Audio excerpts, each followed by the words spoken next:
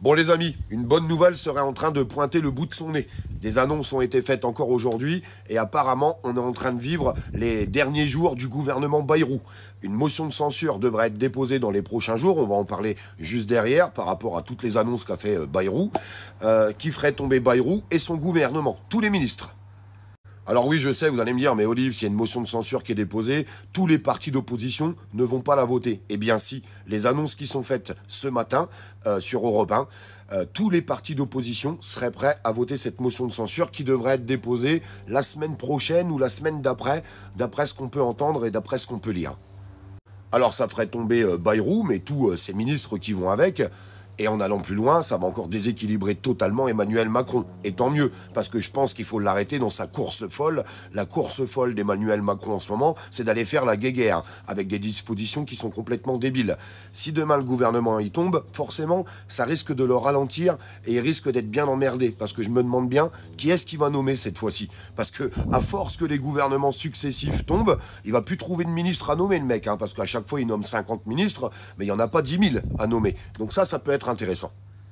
Alors oui, je sais, je suis entièrement d'accord avec vous, il aurait fallu le faire tomber quand le budget a été voté. Parce que tous les partis d'opposition, ils sont quand même très forts, ces gens-là. Ils disent non, c'est un très mauvais budget, mais vaut mieux avoir un mauvais budget que pas de budget du tout.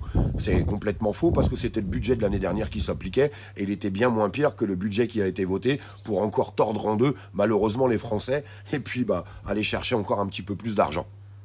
Alors en étant très honnête avec vous, moi j'aurais qu'une seule chose à dire aux partis d'opposition. Si vous mettez une motion de censure que vous faites tomber ce gouvernement, très bien, que bien se fasse.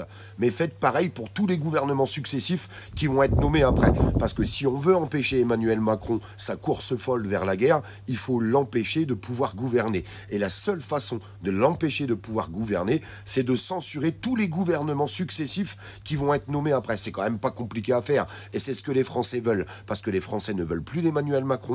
Les Français ne veulent pas que Macron déclenche une guerre, on n'en veut pas de tout ça. Donc, on a moyen de l'arrêter. On a vraiment, enfin, nous, c'est pas nous. Nous, on a donné nos votes à des députés d'opposition pour qu'ils fassent le boulot à notre place. Donc, il serait bien temps de le faire. Donc, j'espère que si le gouvernement tombe, n'importe quel Premier ministre qui est nommé derrière, j'espère qu'il sera censuré. Sincèrement.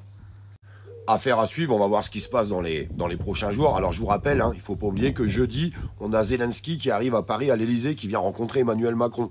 Vous savez tous ce qu'il vient faire.